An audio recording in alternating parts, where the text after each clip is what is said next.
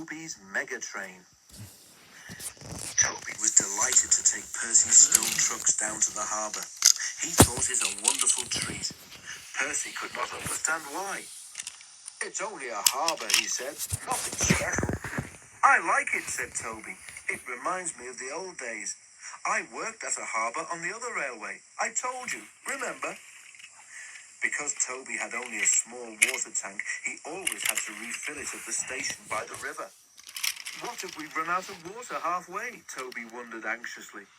"We shan't," said his driver confidently. "But what if the water column breaks down?" asked Toby.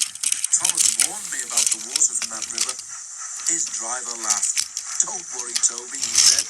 "We shan't take the city." The harbour was busy. Toby worked hard.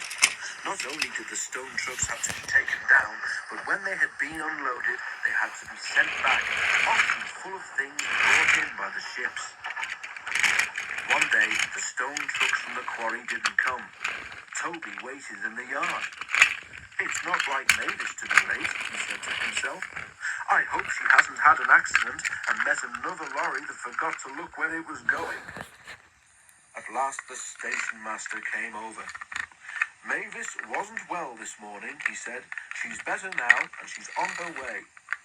And indeed, it was not long before, with a cheerful toot, Mavis rumbled into the yard.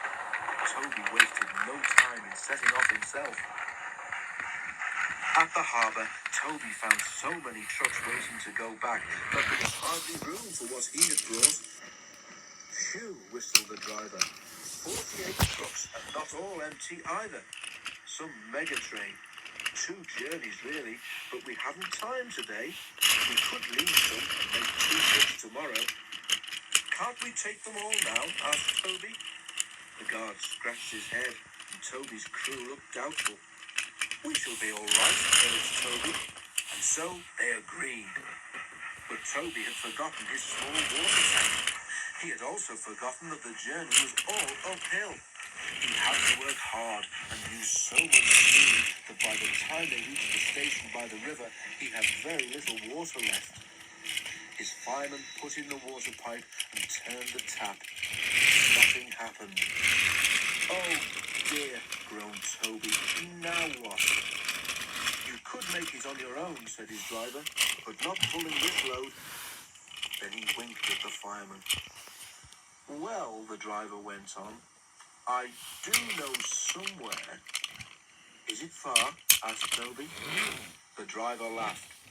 "Not really," he said, and went to see the signalman, who told him where to leave the trucks. Toby pushed them carefully into a siding. Then he was uncoupled, and they set off up the line. "Where are we going to get water?" he asked. "You'll see," smiled his driver, and stopped Toby right in the middle of the river bridge. "Now," said the driver, "where's my bucket?" "Oh," protested Toby, "you promised." His driver and fireman laughed heartily. "We're only pulling your wheels, Toby," they said at last.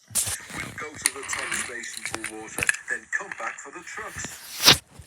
When Toby told Percy what had happened, Percy wanted to help, but his driver reminded him that he had a train of his own to run in a few minutes. "Don't worry," said Toby. "I'll follow you down and have those trucks back up here in a jiffy."